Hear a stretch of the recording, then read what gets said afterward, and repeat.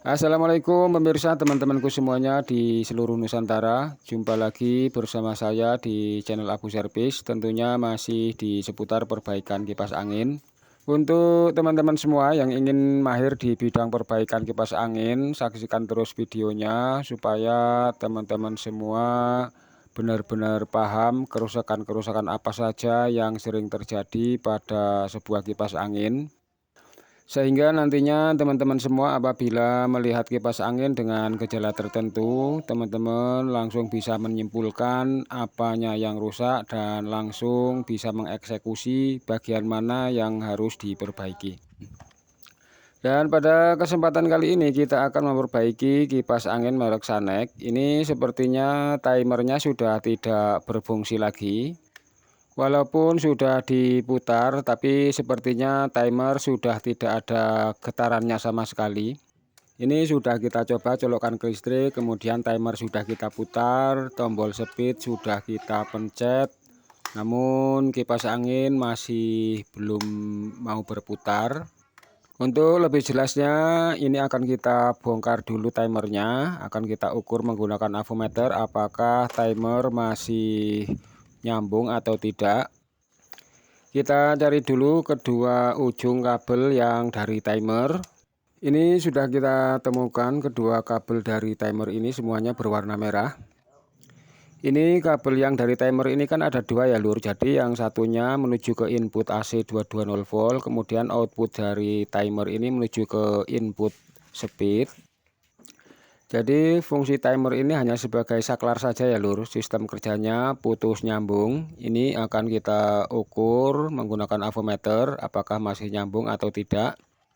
Dan itu bisa kita saksikan bersama-sama. Ternyata timer sudah tidak nyambung lagi. Sekarang langsung saja akan kita potong kedua kabel dari timer ini, akan kita sambungkan langsung. Jadi timer sudah tidak kita fungsikan lagi ya lur. Ini kedua kabel dari timer sudah kita sambungkan, langsung saja akan kita coba, kita pencet dulu tombol speed, kemudian kita colokkan ke listrik. Tapi ternyata kipas angin masih belum bisa berputar. Berarti ini kemungkinannya dinamonya juga bermasalah. Tapi sebenarnya kerusakan dari kedua-duanya ini tidak ada hubungannya ya lur. Maksud saya karena rusak timernya sehingga menyebabkan kerusakan pada dinamo, ataupun juga sebaliknya karena rusak dinamonya sehingga menyebabkan kerusakan pada timer. Ya kemungkinannya ini pas kebetulan saja ya lur. Jadi kedua-duanya ini rusak secara bersamaan. Sekarang akan kita bongkar dinamonya. Dan untuk teman-teman semua perlu diketahui, untuk kerusakan dinamo kipas angin yang sering terjadi itu kalau enggak sambungannya putus ya kemungkinannya termofuse-nya yang mati. Dan yang putus itu seringnya tepat di sambungannya itu ya lur. Kalau kawat gulungannya itu jarang sekali putus kalau enggak ketarik.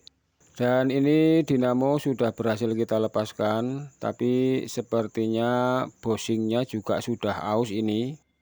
Kelihatan ini bosingnya udah agak sedikit longgar. Gampang, nanti kita ganti bosingnya saja. Sekarang kita singkirkan dulu, akan kita cek gulungannya. Kita cari dulu termofuse-nya. Ini kita tidak akan membuka sambungannya ya lur, karena terlalu berisiko salah-salah nanti sambungannya malah putus. Karena kalau dinamo kipas angin yang sudah lama seringnya kawat gulungannya itu menempel dengan isolatornya. Tujuannya mau mengecek sambungannya apakah ada yang putus atau tidak, tapi malah justru putus beneran karena ketarik isolatornya. Ini termofuse-nya sudah kita temukan, akan kita ukur menggunakan avometer. Untuk mengukur termofuse, skala avometer pada posisi ohm ya lur. Terserah pada skala 1 kilo ohm atau 10 ohm, yang penting pada posisi ohm. Dan itu bisa kita saksikan bersama-sama setelah kita melakukan pengukuran, ternyata termofuse sudah dalam keadaan mati, ditandai dengan jarum avometer yang tidak bergerak sama sekali. Akan kita ganti termofuse-nya. langsung kita potong saja. Kebetulan ini termofusnya berada di bagian luar ya lur, jadi kita tidak perlu memotong benang pengikatnya. Cukup kita potong termofusnya, kemudian kita sambungkan dengan termofus yang baru.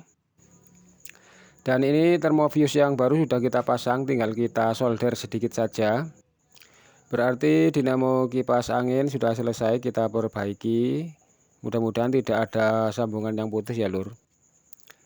Kalau teman-teman ingin benar-benar yakin bahwa tidak ada sambungan yang putus, teman-teman bisa potong saja kedua kabel kapasitor. Kemudian ukur kedua kabel kapasitor yang menuju ke gulungan. Kalau diukur masih nyambung, berarti sambungan masih bagus semua. Tapi kalau kedua kabel kapasitor diukur tidak nyambung, bisa dipastikan sambungan pasti ada yang putus. Tapi untuk kali ini kapasitor tidak akan saya potong, karena ya ini menurut analisa saya pribadi ya lur. Kalau sampai termofus bisa mati, berarti sambungannya masih bagus semua ya lur. Dinamo kipas angin sudah selesai kita perbaiki, sekarang akan kita ganti bosingnya. Ini kelihatan bosingnya memang benar-benar sudah longgar ya lur. Mungkin ini yang menyebabkan termofus mati, karena bosingnya sudah longgar sehingga pergerakan dinamo menjadi tidak stabil dan gulungan menjadi panas sehingga menyebabkan termofus mati.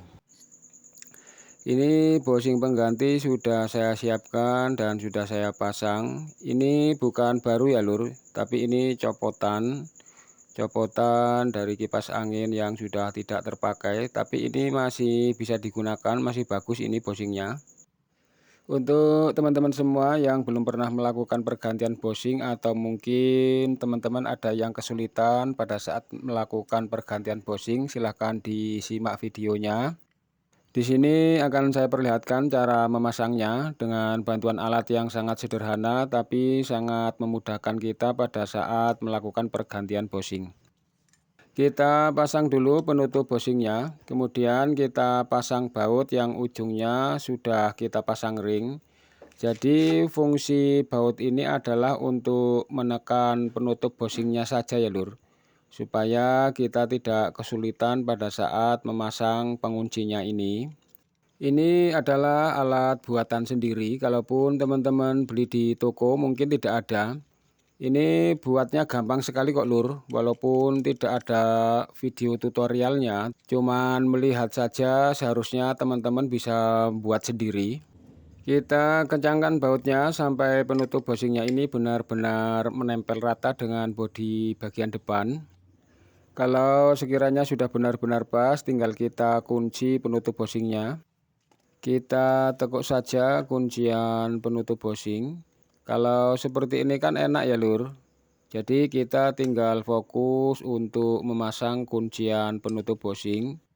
Dan harapannya pemasangan penutup bosingnya ini benar-benar bisa presisi dan posisi bosing benar-benar tepat berada di tengah-tengah. Untuk video kita kali ini kerusakannya benar-benar komplit ya lur. Kerusakannya mulai dari timer, kemudian termofus, terus pergantian bosing. Jadi satu video mewakili banyak kerusakan kipas angin pada umumnya ya lur.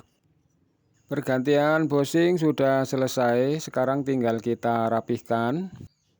Kita masukkan asnya dulu, kemudian kita pasang dinamonya. Yang terakhir kita pasang tutup di bagian belakang. Sudah terpasang semuanya, sekarang tinggal kita pasang bautnya ya lur. Ini baut sudah kita pasang semua, sekarang tinggal kita coba. Bismillahirrahmanirrahim, kita colokkan ke listrik, kemudian kita pencet tombol speed. Dan itu bisa kita saksikan bersama-sama. Alhamdulillah dinamo kipas angin sudah bisa berputar kembali.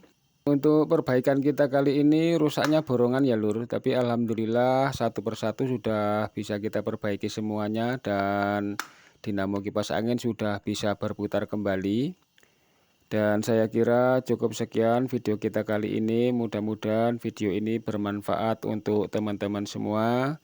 Sampai jumpa lagi pada video berikutnya. Saya akhiri, wassalamualaikum warahmatullahi wabarakatuh.